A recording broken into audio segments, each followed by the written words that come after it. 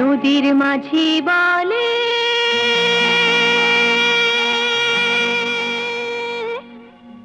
এসো নবী,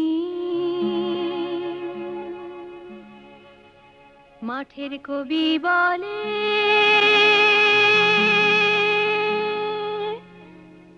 এসো নবী।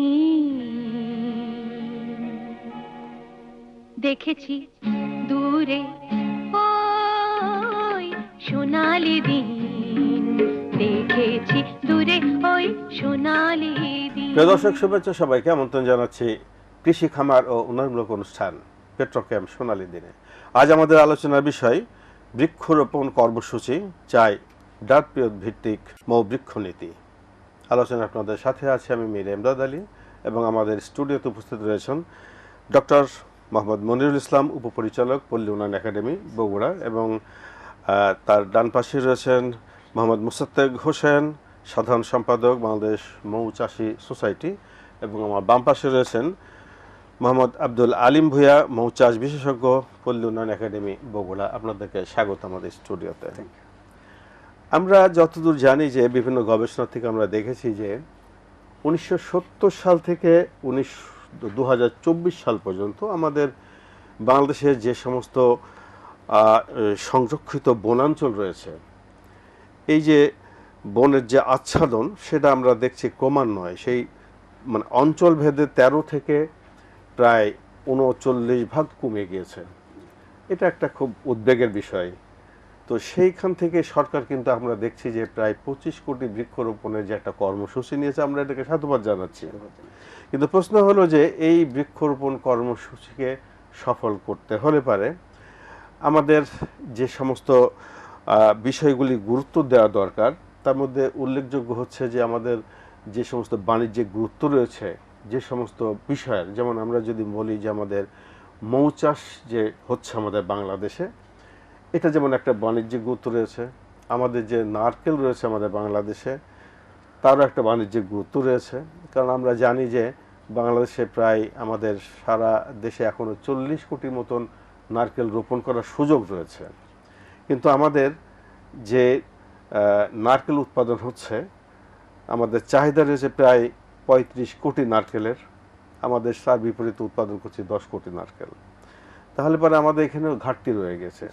তাহলে আমরা এই বৃক্ষরোপণ কর্মসূচিতে আমরা এমন বৃক্ষ আচ্ছাদন তৈরি করতে চাই যেখানে আমাদের মৌ চাষের জন্য একটা উপযোগী হতে পারে, আমাদের নারকেল চাষের জন্য একটা উপযোগী হতে পারে।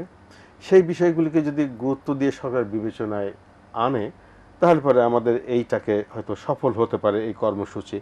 তো আমি প্রথমেই মনির সাহেব আপনার কাছে জানতে চাচ্ছি যে আমাদের বৃক্ষরোপণ কর্মসূচিকে যদি সত্যিকার অর্থে সফল করতে হয়, তাহলে পরে কোন কোন বিষয়ের উপরে সরকারের সর্বোচ্চ গুরুত্ব দেওয়া উচিত, বিশেষ করে বৃক্ষ নির্বাচনে? আমরা পল্লী উন্নয়ন একাডেমি বগুড়া 2014 সাল থেকে মৌমাছি এবং মৌচাষীদের নিয়ে কাজ করতেছি। সেই সুবাদে আমরা যেটা দেখলাম 2014 সাল থেকে 2021 সাল পর্যন্ত আমাদের যে মধু উৎপাদন হইতো, এটা একটা লার্জ ভলিউম মধু উৎপাদন হইতো, কিন্তু আমাদের বাংলাদেশে মধুর মার্কেটটা ওইভাবে ছিল না। কিন্তু 2000 কোভিডের পর থেকে আমরা যদি বলি, তাহলে মধুর একটা ভালো মার্কেট তৈরি হয়েছে। বিশেষ করে আমাদের সোশ্যাল মিডিয়াতে বিভিন্ন ধরনের মধুর গুণাগুণের কারণে একটা ভালো মার্কেট তৈরি হয়েছে এবং আমাদের চাষিরা এখন মধু বিক্রি করতে পারতেছে, এরকম একটা অবস্থা তৈরি হয়েছে।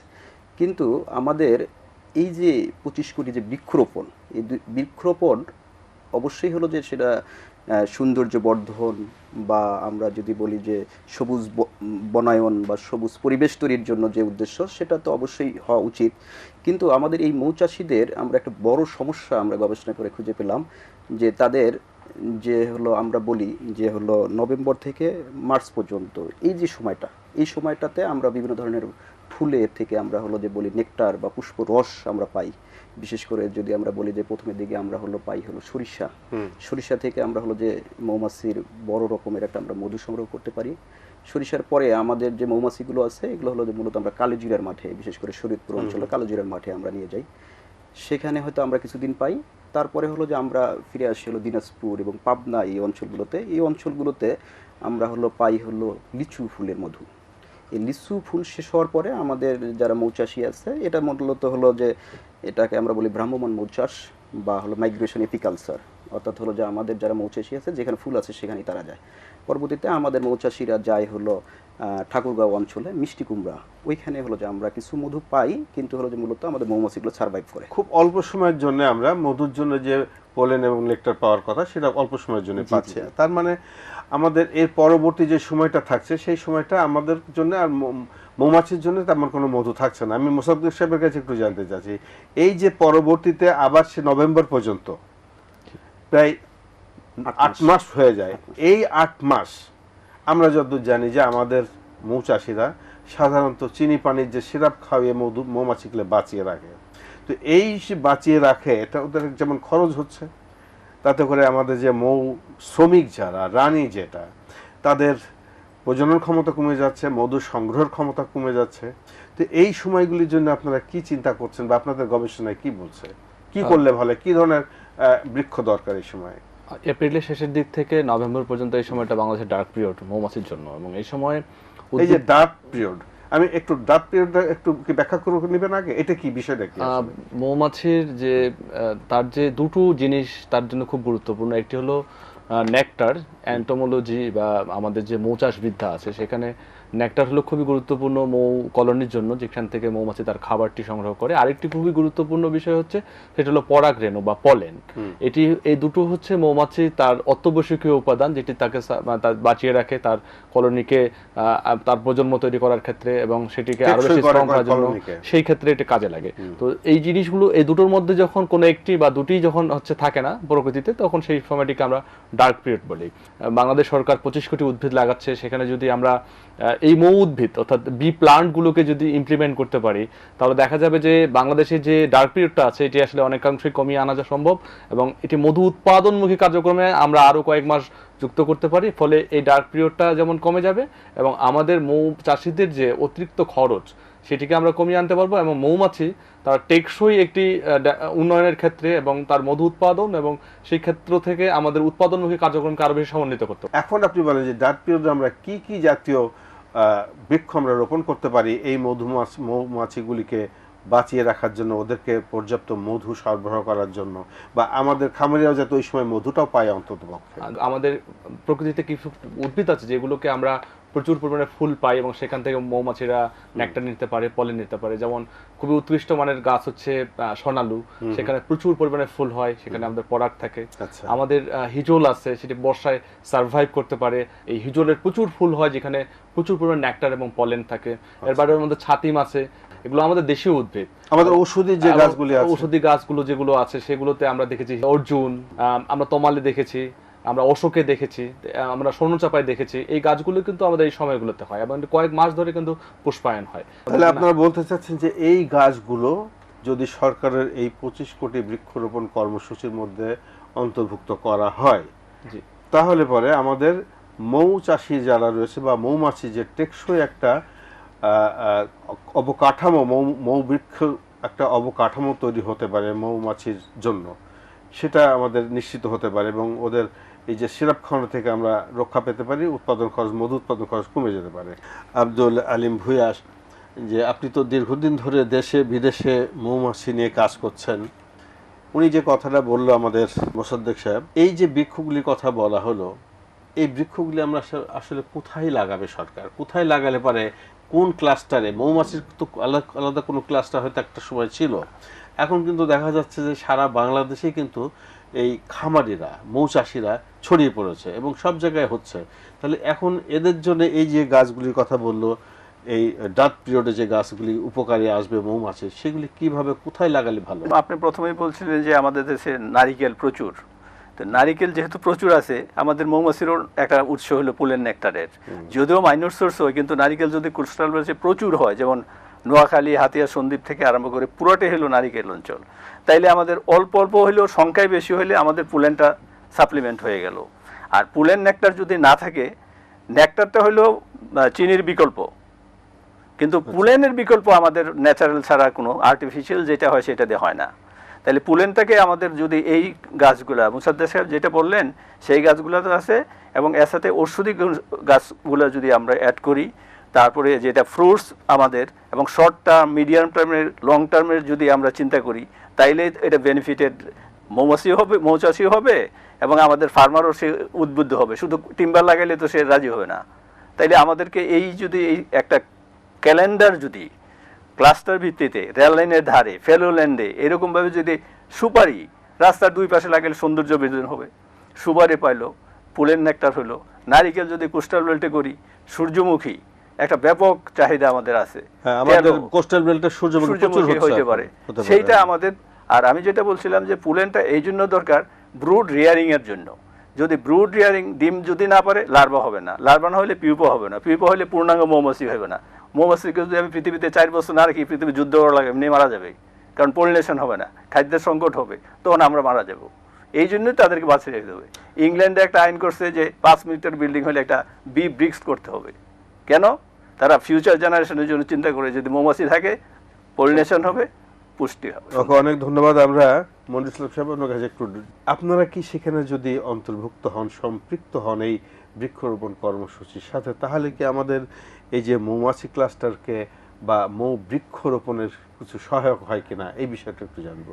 যে আমরা যখন মৌচাষীদের নিয়ে কাজ করি, তো সেক্ষেত্রে আমরা যেটা দেখি যে হলো যে আমাদের ক্লাস্টার বলতে আমরা যেই অঞ্চলগুলোতে মৌচাষী অনেক বেশি, যেমন হলো যে আমাদের যদি হলো যে আমরা সিরাজগঞ্জের কথা চিন্তা করি, সিরাজগঞ্জের হলো যে কয়েকটা উপজেলা আছে, উল্লাপাড়া আর অন্যান্য উপজেলা আছে, যে উপজেলাগুলোতে হিউজ পরিমাণে হলো মৌচাষী আছে। তারপরে হলো আমাদের হলো দিনাজপুর একটা বড় একটা হাব মৌচাষীদের, তারপরে হলো টাঙ্গাইল একটা বড় হাব, ফরিদপুর শরীয়তপুর একটা হাব, সাতক্ষীরা একটা বড় হাব, আবার এই পাশে ময়মনসিংহের দিকে যদি আমরা আসি তাহলে কিশোরগঞ্জ একটা হাব, আবার জামালপুর একটা হাব। এই যে অঞ্চলগুলো, এবং হলো যে নাটোর আমাদের একটা বড় হাব, মানে চলনবিলকে কেন্দ্র করে, এই অঞ্চলগুলোকে যদি কেন্দ্র করে আমাদের যে মৌবৃক্ষগুলো আছে, মৌবৃক্ষ যদি করিডোর আমরা তৈরি করতে পারি, এবং হলো যে এই করিডোরগুলো এবং হলো যে অধিকাংশ মৌবৃক্ষগুলো দেখতেও সৌন্দর্য বাড়াবে, সেটা একটা রুরাল ট্যুরিজম বা ইকো ট্যুরিজমেরও একটা অংশ হয়ে যাবে, এবং হলো যে তার অর্থনৈতিক যে বেনিফিট সেটা তো হবেই। আর আরেকটা বিষয় যেটা জিজ্ঞাসা করলেন যে হলো আরডিএ বগুড়া এই বিষয়ে সর্বাত্মক কাজ করার জন্য প্রস্তুত। সেই সাথে হলো যে আমাদের সুগার ক্রপ রিসার্চ ইনস্টিটিউট, তারাও মৌমাছি নিয়ে গবেষণা করে কাজ করে। কিছু বিশ্ববিদ্যালয়ের অ্যান্টোমোলজি এবং হলো যারা কৃষি বনায়ন নিয়ে যারা কাজ করে তারা এর সাথে যুক্ত হতে পারে। আমাদের সবচেয়ে বড় স্টেক হোল্ডার আমি মনে করি যে কৃষি সম্প্রসারণ অধিদপ্তর আমাদের সাথে এখানে এগিয়ে আসা দরকার, এবং হলো যে বন পরিবেশ বিভাগের এখানে যদি এগিয়ে আসে, তাহলে যে এই যে 25 কোটি বৃক্ষর যে বিষয়টা, এই বৃক্ষকে যদি মৌবৃক্ষ করিডোর আকারে চিন্তা করা হয়, তাহলে বৃক্ষরোপণের যে উদ্দেশ্য সেটা তো সার্ভ করবেই, পাশাপাশি আমাদের মৌমাছি বেঁচে থাকবে। ধরেন আমাকে যদি 8 মাস শুধু কার্বোহাইড্রেট খাওয়ান, তারপরে যদি আমাকে বলেন যে এবার তুমি দৌড়াদৌড়ি করো বা কাজ করো, আমি কিন্তু দুর্বল হয়ে যাবো, আমি কিন্তু ওই পারফরমেন্সটা দিতে পারবো না। প্রোটিন দরকার এবং হলো রোগ প্রতিরোধের জন্য কিছু ভিটামিন মিনারেল দরকার। তা আমরা বর্তমানে হলো যে বি প্রিমিক্স বা ডার্ক পিওটে মৌমাছি খাওয়ানোর জন্য এই জাতীয় একটা গবেষণাও করতেছি, যেখানে হলো পোলেন এবং হলো যে সুগার বা কার্বোহাইড্রেট, সেই ক্ষেত্রে অ্যামাইনো অ্যাসিড এবং অন্যান্য কিছু ভিটামিন মিনারেল দেওয়ার চেষ্টা করতেছি, সেটা গবেষণা পর্যায়ে আছে। কিন্তু যদি আমরা ন্যাচারালি যদি হলো যে আমরা গাছ থেকে সরাসরি পোলেন এবং নেকটারটা তাদের দিতে পারি, তাহলে আমাদের চাষিদের, অনেক চাষিরা আমাদের আছে এরকম যে সবসময় গভর্নমেন্টকে বলার চেষ্টা করে সাবসিডাইজ তাদেরকে যে ফিডিংটা দেওয়া যায়। আচ্ছা, সেই জন্য আমাদের আসলে মৌ বান্ধব বৃক্ষরোপণ অত্যন্ত জরুরি। মোসাদ্দেক সাহেব, আপনার কাছে আমি আরেকটু জানতে চাচ্ছি যে আপনি বললেন যে আমাদের পোলেন, নেকটার এগুলি খুবই দরকার আমাদের মৌমাছির তাদের স্বাস্থ্য প্রোটিনের জন্য, বিশেষ করে পোলেনটা, না? তো এই যে পোলেন উৎপাদনের জন্য যে বৃক্ষগুলির কথা এতক্ষণ আমরা আলোচনা করলাম, এই পোলেনটাকে আমরা যদি পর্যাপ্ত উৎপাদন করতে পারি এই বৃক্ষরোপণ কর্মসূচির মাধ্যমে, তাহলে পরে মৌ চাষের ক্ষেত্রে কি পরিবর্তন আসবে আমাদের? এখন আমরা যদি এই একটা মৌ বৃক্ষ নীতিমালা তৈরি করতে পারি, আমাদের সরকার যদি মৌ বৃক্ষ নীতিমালার আলোকে যদি আমাদের এই 25 কোটি গাছ রোপণ করে এবং বাংলাদেশের বিভিন্ন প্রত্যন্ত অঞ্চল জুড়ে যদি এই গাছগুলো আমরা রোপণ করে একটি মৌ চাষের উপযোগী একটি পরিবেশ সৃষ্টি করতে পারে, তাহলে দেখা যাবে যে আমাদের যে পরিমাণ মধুর চাহিদা সেটি আমরা পূরণ করার পর এখন আমরা এটি রপ্তানির জন্য এটি গুরুত্বপূর্ণ ভূমিকা রাখতে পারি। এই পোলেনটা, এই পলেন এবং নেকটার, মধু দুটোই। আচ্ছা, আরেকটা কথা বলেন যে পোলেনের তো মেডিসিনাল ভ্যালু আছে মনে হয়। আমরা তো দেখি যে পোলেন দিয়ে চা তৈরি করা হয়। পরাগের এটি হচ্ছে হাই মেডিসিনাল ভ্যালু ক্রিয়েট করে, মূলত বার্ধক্য, বয়সের ছাপ থেকে মানুষদের হচ্ছে বিরত রাখা এবং চিরতারুণ্য ধরে রাখা, এইগুলোর ক্ষেত্রে কিন্তু আসলে মৌমাছির এই পলেনটা খুবই গুরুত্বপূর্ণ ভূমিকা রাখে। এবং আমরা যদি এই ধরনের উদ্ভিদ রোপণ করার মধ্য দিয়ে চারদিকে ছড়িয়ে দিতে পারি, তাহলে দেখা যাবে প্রচুর পরিমাণে আমাদের পরাগ পাওয়ার সুযোগ আছে, এবং এই পরাগের মধ্যে আমরা পরাগ কিন্তু কালেকশন করতে পারবো সারা বছর জুড়ে। ওকে, আমরা আপনার কাছে একটু জানতে চাচ্ছি আমাদের আব্দুল আলিম ভূঁইয়া, যে আপনার কি জানা আছে যে বাংলাদেশে কি পরিমাণ মধু চাহিদা রয়েছে এবং উৎপাদন কত হচ্ছে বর্তমানে? তা আমার মনে হয় যে 30,000 মেট্রিক টন আমাদের মধুর দরকার। আমাদের 20,000 মেট্রিক টন পর্যন্ত এখন আমরা সক্ষমতা অর্জন করছি। বাকিটা এখনো আমরা বাইরের থেকে মধু আমদানি করে আনছি, তাহলে আমাদের বৈদেশিক মুদ্রা যাচ্ছে। এটাকে যদি সাশ্রয় করতে হয়, তাহলে আমাদের যদি এই প্ল্যান্ট যদি আমরা রোপণ করতে পারি, তাইলে প্রকৃতির যে ভারসাম্য হবে, মৌমাছিরও উৎপাদন বাড়বে, মধু বেশি হবে, তাইলে আমাদের ওই ঘাটতিটা পূরণ করে আমরা নিজেদের দিকে আগাইতে পারবো। আপনি মনে সব কিছু বলবেন এই বিষয়ে? বাংলাদেশে হলো যে মূলত হলো যে আমরা যে মধু কনজাম্পশন করি 30,000 টনের মতো মধু লাগে আমাদের, কিন্তু আমরা হলো 20,000 টনের মতো আমাদের উৎপাদন হয়। এবং এই 20,000 টনের মধ্যে অধিকাংশ মধুটাই আমরা বলি 90 থেকে 95% মধুটা হলো যে আমাদের চাষের মধু, অর্থাৎ আমাদের যে মৌচাষীরা যেটা উৎপাদন করে। আর হলো 10%-এর মতো মধু হলো যে আমরা পাই হলো যে মৌয়ালি, অর্থাৎ সুন্দরবন বা প্রাকৃতিক সোর্স থেকে যে ওয়াইল্ড বি কিপিং বা এপিস সেরিনা জাতের যে মৌচাষ আর কি। তো আমরা এখানে হলো যে আমরা দেখছি যে হলো যে প্রতি বছর প্রায় আমাদের 4,000 কোটি টাকার মধু আমদানি হয় বিভিন্ন দেশ থেকে। এবং এটা যদি আমরা বিফ্লোরা বা এটার আওতায় আমরা নিয়ে আসতে পারি, বিশেষ করে হলো যে যদি আমরা সূর্যমুখী এবং হলো যে ডার্ক পিরিয়ডকে কেন্দ্র করে, বিশেষ করে মার্চ এবং নভেম্বরকে কেন্দ্র করে যদি এই জাতীয় ফুলের সমারোহটা আমরা রাখতে পারি, তাহলে আমাদের উৎপাদনটা হলো যে 50,000 মেট্রিক টনের মতো হয়ে যাবে। এবং 50,000 মেট্রিক টন যদি হয়, তাহলে আমরা 20,000 টন মধু আমরা হলো যে কি করতে পারবো, এক্সপোর্ট করতে পারবো। এবং আমাদের কিছু মধু কিন্তু এক্সপোর্ট হয় অলরেডি, ইউরোপ, সিঙ্গাপুর, জাপান আমাদের একটা ভালো দেশ মধু ইম্পোর্ট করার ক্ষেত্রে। তো এই জায়গায় যদি আমরা হলো এক্সপোর্টটা করতে পারি, তাহলে অন্তত আমরা হলো প্রতি বছর হলো যে 55 থেকে 60 মিলিয়ন ইউএস ডলার আমরা হলো যে আর্ন করতে পারবো বা রিজার্ভ রাখতে পারবো। আমরা কিন্তু শুনেছি যে আমাদের এই যে মিষ্টি কুমড়া, তারপরে এই যে কালো জিরে, এই তিল কৃষি, এগুলিতেও যায়। আবার এটাও শোনা যাচ্ছে যে এই মৌ বাক্সু যে খামারে যাচ্ছে, সেই চাষি মৌ বাক্সুর মালিককে আবার কিছু ভাড়া দিচ্ছে। এই বিষয়টা একটু যদি পরিষ্কার করেন এবং এর গুরুত্বটা কেমন? Thank you. লিচু পর্যন্ত আমরা ধরে নেই যে আমাদের যারা মৌচাষী আছে বা মৌবাক্স আছে, তারা হলো মধু পাচ্ছে আর কি, মানে আমাদের খাওয়ার অংশ মধু পাচ্ছি আমরা আর কি। কিন্তু লিচুর পরে হলো যে আমাদের হলো যে বড় একটা ক্ষেত্র হলো মিষ্টি কুমড়া, বিশেষ করে হলো যে আমাদের হলো ঠাকুরগাঁও অঞ্চলে। এই ঠাকুরগাঁও অঞ্চলে ওইখানে যেটা হয় যে মিষ্টি কুমড়ার ফুলগুলো কিন্তু দূরে দূরে থাকে, একটা আর একটার সাথে লেগে যায় না, বাতাস হলেও লেগে যায় না। তো এখানে পরাগায়নের জন্য এখানে এনিম্যাল পরাগায়ন দরকার হয়। তো আমাদের ট্রেডিশনাল যে পদ্ধতি স্বাভাবিকভাবে যেটা করে সেটা হলো হাতে করা হয়, নারী কর্মীরা করে থাকেন। নারী কর্মীরা যে কাজটা করে থাকেন, তাদের যে পরিমাণ পারিশ্রমিক দিতে হয়, এই বিষয়টাকে চাষিরা এখন বুঝে গেছে। তারা হলো কি করে, মৌবাক্স ভাড়া নেয়। একটা মৌবাক্স প্রতি 1 মাসের জন্য তারা 200 থেকে 300 টাকা পে করে মৌচাষীকে। আচ্ছা, যে তার ক্ষেত্রফল অনুযায়ী, তার আয়তন অনুযায়ী, যে 1 একর জায়গার জন্য 10টা-15টা বাক্স হলে পারে তাদের পরাগায়নটা হয়ে যায়, ন্যাচারাল পরাগায়নটা হয়ে যায়। এই কাজটা শুধু যে ওই ইয়াতে হয়, মানে মিষ্টি কুমড়াতে হয় এরকম না। তাছাড়াও আমাদের যেমন হলো শসা, তারপরে হলো কাকরোল, তারপর হলো করলা, এই জাতীয় যে মানে সবজিগুলো আছে, এই সবজিগুলো তো ন্যাচারাল পরাগায়ন করার জন্য মৌ বাক্স তারা ভাড়া নেয়। এই তার মধ্যে হলো আমাদের যে এই মিষ্টি কুমড়া, ওইখান থেকে আমরা হলো যে পরিমাণ মধু তারা হারভেস্ট করে বা নেকটার যতটুকু হারভেস্ট করে, সেখান থেকে আমরা কিছুটা আমরা হলো নিজেদের খাওয়ার জন্য আমরা হারভেস্ট করতে পারি আর কি, মানে মধু কিছু আমরা পাই, নিতে পারি আমরা, নিতে পারি। আচ্ছা, এখন একটা কথা বলেন যে কৃষি যে জমি, যে আপনি যে ফসলগুলির কথা বললেন, ওখানে তো আমাদের সাধারণত ক্ষতিকর কীট পতঙ্গ যাচ্ছে, আবার মৌমাছিও যাচ্ছে।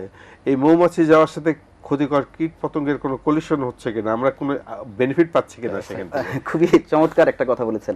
তো মৌমাছিকে আমরা বলতেছি পৃথিবীর সবচেয়ে উপকারী পতঙ্গ, ইউজফুল ইনসেক্ট, মানে যেটা হলো যে মানুষকে উপকারী করে, ক্ষতি করে না।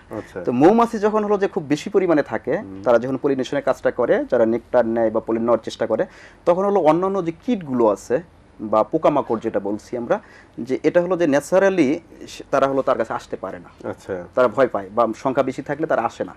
আচ্ছা যার কারণে হলো যে মানে আইপিএম বা ইন্টিগ্রেটেড পেস্ট ম্যানেজমেন্টের যে একটা অংশ বা উপকরণ বা পদ্ধতি যদি আমরা বলি, তো সেক্ষেত্রে আমরা মৌমাছির মাধ্যমে পরাগায়নকেও আমরা হলো বলি যে আইপিএম এর একটা অংশ বা একটা কম্পোনেন্ট। আমরা এটাও একটা তথ্য পেলাম। আপনার কাছে আমি আরেকটা জানতে চাচ্ছি, আমাদের আব্দুল আলিম ভূঁইয়া সাহেব, শুরুতে আমি বলেছি যে আমাদের বাংলাদেশে যে নারকেলের চাহিদার তুলনায় উৎপাদন অনেক কম হচ্ছে এবং নারকেল গাছের ফুলেও কিন্তু আপনার পোলেন নেক্টার আছে এবং সেখানেও কিন্তু মৌমাছির পরাগায়ন হতে পারে।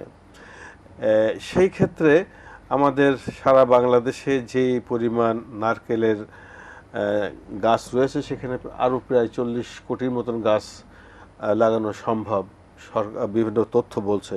তাহলে এই সরকারের এই 25 কোটি বৃক্ষরোপণের সাথে কি ওইটাকে আমরা যদি সম্পৃক্ত করি, সেই ক্ষেত্রে আমাদের এই মৌবান্ধব কোনো বৃক্ষরোপণের করা হলো এবং তাতে কি এই মৌমাছিদের উপকার হবে কিনা? এবং এখানে কিন্তু আমাদের নারকেলের একটা অর্থনৈতিক গুরুত্ব রয়েছে, বিষয়টাকে কিভাবে দেখেন? হ্যাঁ, ডেফিনেটলি, কারণ শ্রীলঙ্কাতে ম্যাক্সিমাম মধু প্রোডাকশন হয় নারিকেল থেকে। তাইলে আমরা নারিকেল ওখানে যদি মাইগ্রেট করি কলোনিগুলো, যেমন সরিষা লিচুতে যেমন আমরা কলোনিগুলোকে মাইগ্রেট করি, মনির ভাই বলছিলেন যে এটা মাইগ্রেটরি বিকিপিং, স্থানান্তরিত, যে এখানে ফুল থাকবে সেইখানে মৌমাছিগুলোকে নিয়ে যেতে হবে। তাইলে আমরা যদি ওই কোস্টাল ব্যান্ড পুরাটাতে যদি আমরা হাজার হাজার বৃক্ষ লাগানোর হয়, তাহলে আমরা ওখানে ইয়ে করতে পারি, কলোনিগুলোকে মাইগ্রেট করে তাদের খাবারটাও সংগ্রহ করতে পারি, মধুও সারপ্লাস পাইতে পারি। এবং সবচেয়ে বড় হলো যে ডাব নারিকেল যে ছোট হইতো সে আকার বড় হবে, তাহলে দুইটাই আমাদের বেনিফিট হয়। এটা অবশ্যই করা যায়। প্লেইন এলাকার জন্য যে ফ্রুটস, ট্রি, এইগুলো যদি আমরা প্ল্যান্টেশনের আওতায় আনি, তাইলে আমাদের এই যে 25 কোটির একটা অংশ আমরা অংশীদারিত্ব নিতে পারি। আপনাদেরকে অনেক ধন্যবাদ, অনেক গুরুত্বপূর্ণ এবং মূল্যবান আলোচনা আমরা করলাম। প্রিয় দর্শক, আপনারা জানেন যে আমাদের যে পোষা মৌমাছির কথা আমরা এতক্ষণ বললাম, এর বাইরে কিন্তু আমাদের যে বন্য মৌমাছি রয়েছে, আমাদের পতঙ্গ রয়েছে, উপকারী পতঙ্গ, এইগুলির জন্য কিন্তু আমরা আমাদের রাস্তার পাশে, খামারের পাশে বনায়ন করতে পারি, আমরা ঔষধি গাছ লাগাতে পারি।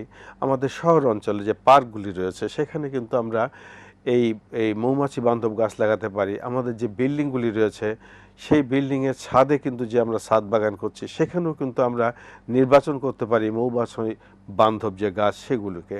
তাহলে আমাদের বাংলাদেশের সর্বত্র যদি আমরা এই বিবেচনাটায় নিয়ে আমাদের বৃক্ষরোপণ কর্মসূচি করতে পারি, পাশাপাশি প্রতি বছর আমরা দেখছি বিভিন্ন সরকারি বেসরকারি সংস্থা তারা কিন্তু বৃক্ষরোপণ কর্মসূচি তারা পালন করে, সেখানে বৃক্ষ যে চারা তারা বিতরণ করে, তারা সেই চারা বিতরণের ক্ষেত্রে যদি নির্বাচন করে এই মৌমাছি বান্ধব যে গাছ বৃক্ষগুলি আছে সেগুলি, তাহলে কিন্তু আমাদের এই মৌ বান্ধব যে একটা অবকাঠামো সেটা তৈরি হবে এবং আমাদের যে সরকারের যে বৃক্ষরোপণ কর্মসূচি সেটা শতভাগ সফল হবে।